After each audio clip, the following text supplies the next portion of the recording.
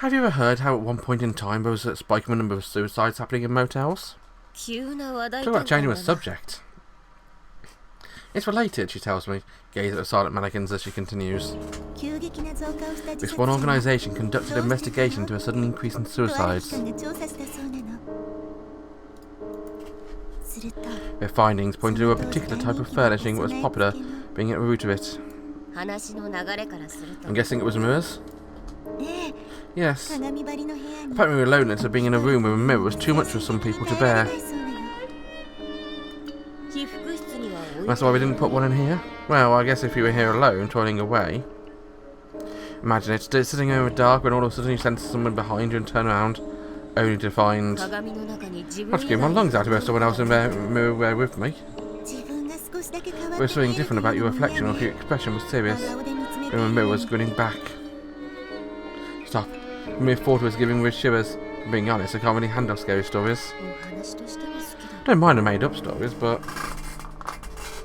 anything billed as true is hard for me, is a hard no. If there's something I can imagine happening to me, I'd never check my reflection again. Do you know any spooky scary tales about mirrors? I know really cliche ones, like the urban legend about facing a mirror just saying, "Who are you?" I've heard that one. You keep asking your reflection who it is and it starts to drive you mad, right?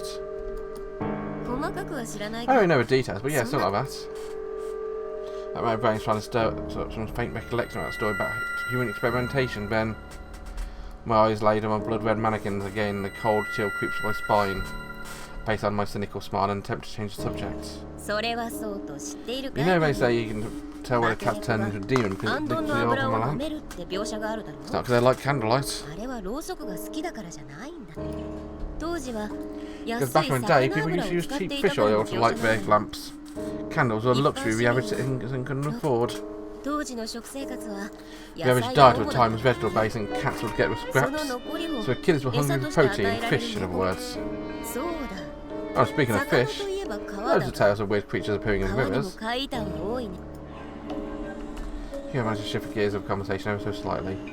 I'm loath to stay on the topic of such proper ghost stories in a place where it has such rumours. Then... river monsters. Yeah, you know, according to folklore, vampires can't cross running water. Yes, Vlad the Impaler. She came to herself with a cry of, "Oh, the cape!" And we're back to the original topic. That was a success. Lining with red velvet. The outer fabric should be black. Wouldn't be perfect? Yes, should be fair easy to make a cape. I take the velvet fabric for a moment and enjoy its smooth, pleasant feel under my fingertips. And so I managed to wrest the conversation from ghost stories back to costumes. Now he takes the fabric and holds it up against me.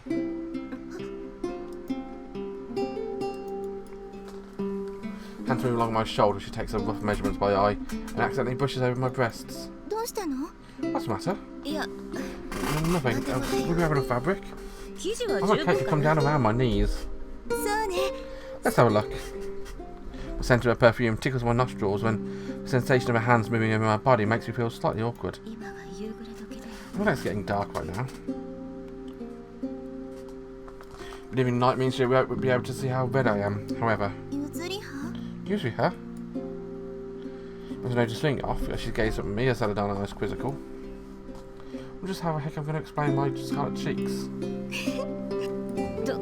What is it, Mary? I remember doing something like this before, but instead of fabric, I had a towel. Tricks the soft fabric against my neck. It was soaking wet. Fluff tickles my throat as I remember too. Back in elementary school, we got caught in a sudden rainstorm. The river got soaked, so we went to your place and I borrowed some clothes. And then we took a bath together. Tried to do that now, we wouldn't fit. Didn't we just take a bath together last night? Just say she went to a normal sized bath. We've both grown, huh? We have. We definitely wouldn't fit in the bath of my house. I used to be a taller one, you know.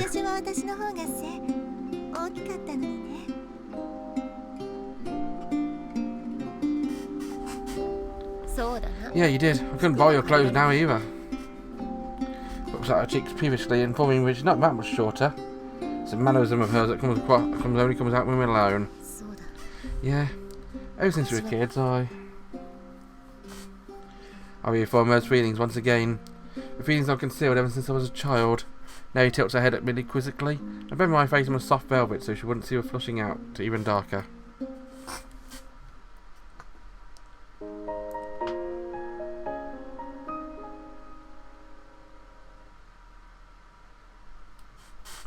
It's not hard to die well, the hard thing is to live well. I recall a line from the movie Rome, Open City. The glow of the sunset brings back memories of yesterday and I brush my fingers across my neck. The ghostly sensation of her fingers through the velvet still lingers there. Felt like this ever since we were little.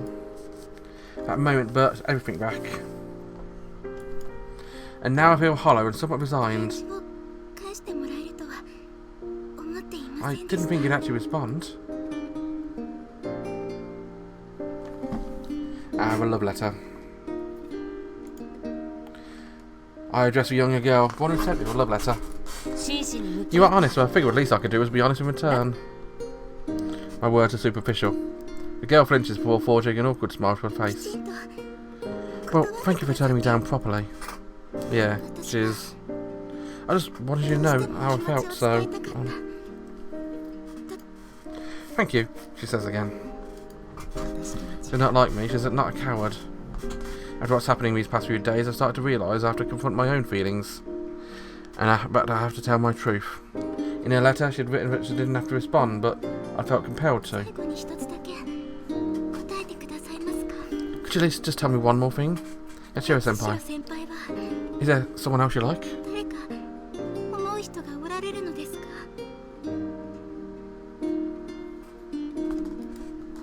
The eyes are imploring. It's impossible for me to remain silent under that earnest, intense gaze. No, there isn't. Unable to remain silent, I lie. A moment the girl looks unbelievably upset. I'm ashamed. I realise just what a cool thing I've done. Thank you, Yatsushiro-senpai. It takes a while for me to become aware that I can no longer hear her receding footsteps.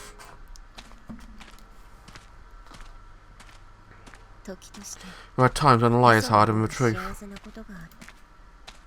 A cheap phrase I've heard before comes to mind. My mouth twists into a self-deprecating grin. Look at me, trying to vindicate myself after the fact. Guess I'm still a coward after all. I'm still the same person I was back when I first met Neri. Still a coward, still a scaredy cat and no confidence in myself. I thought meeting her changed me. But a girl, so a woman, you can't really change who you are. Right, I'll never change. No. Look at her standing there in the sunset glow. Timid girl, no fixed destination, so no fixed definition of herself. It's me bobbing along with tides of life. I see myself in her. I see my younger self superimposed on her. But the timid Suoh could have changed for me always Kosaka's sake.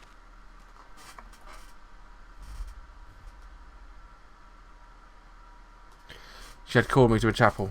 She approached me. She spoke eloquently. She told me she was the one who started all the commotion around Hookman, so she could search for the reason behind my always disappearance. Then...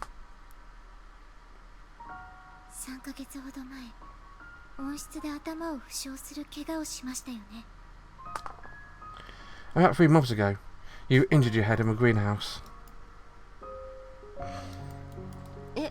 Yeah, I did. It was an accident and all my fault. It caused a lot of trouble and Kosaka-kun's sorry about that.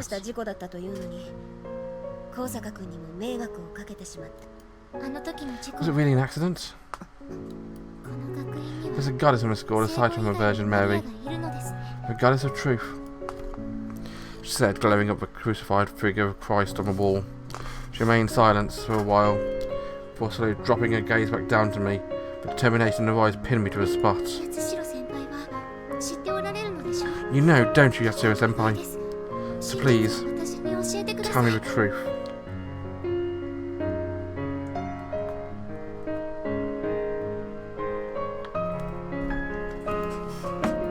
So a firm look in her eyes, her words are pleading. You're right on my mark.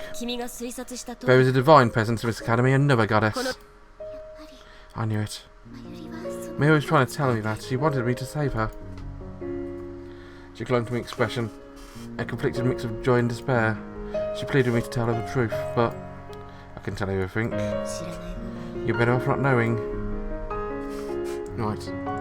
Those words have been back in my mind then too. There are times when a lie is harder than it's kind of a truth. Which is fundamentally different to me. My fragile heart patched together by needle and thread. She had changed. She had pressed me fiercely, vowing not to give up. So I'd lied to Suoh, just as I lied now, when asked if I was in love with someone else. No, it wasn't a lie. But I'd underestimated her, believing she couldn't possibly do it. If you want to know where you can find the key to solving the mystery, I can tell you that much. I can't tell you the truth. Which is why I wanted to give it at least a faint glimmer of hope. It's in the succession. You've got to take over my job. You become a president of the Council of Nicaea. That'll give you a key to a door for which the truth can be found. When you take over a presidency, you'll find a key to the goddess of truth mystery and the words that have been passed down for generations.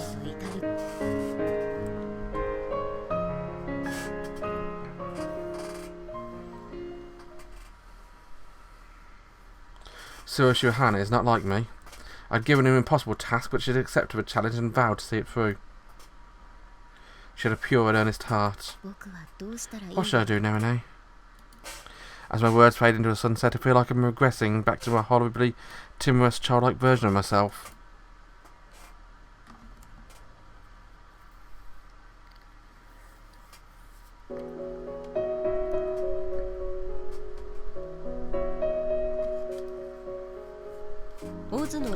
There's a children's story called The Wonderful Wizard of Oz. Swept up in a tornado, Dorothy's house touches down in a fairy tale land of Oz. And just so happens the land of a terrifying wicked witch of the East, killing the tyrant, making Dorothy the saviour of Munchkin country. The good witch of the North tells Dorothy that in order to return home, she must go to the Emerald City.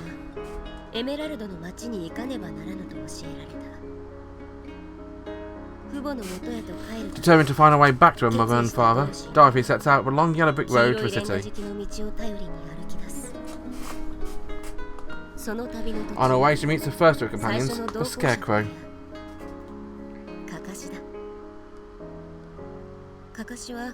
Scarecrow tears himself down from the wooden post he was fixed to, and begs Dorothy to let him accompany her on a journey so he might find himself a brain.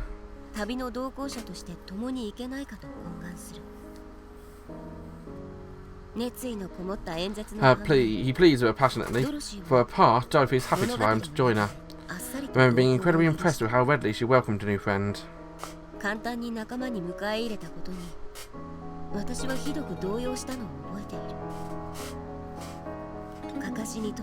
For Scarecrow, her choice was life-changing. A chance meeting, a brief conversation, the whole world opened up in the space of moments.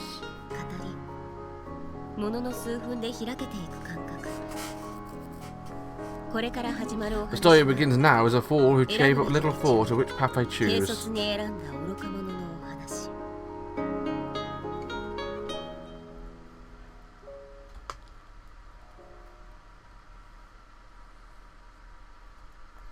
Chapter 2. La Magicienne d'Oz. The Scarecrow who wanted a brain.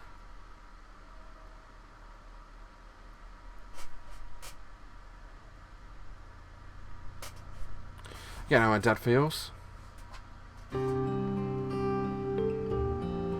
Watching the tropical fish peck at her flakes of food is incredibly soothing. You know what's also soothing? The end of this episode. Until then, thanks for watching, guys. Join me next time when I carry on the story. Thanks for watching, have a wonderful day, and bye-bye.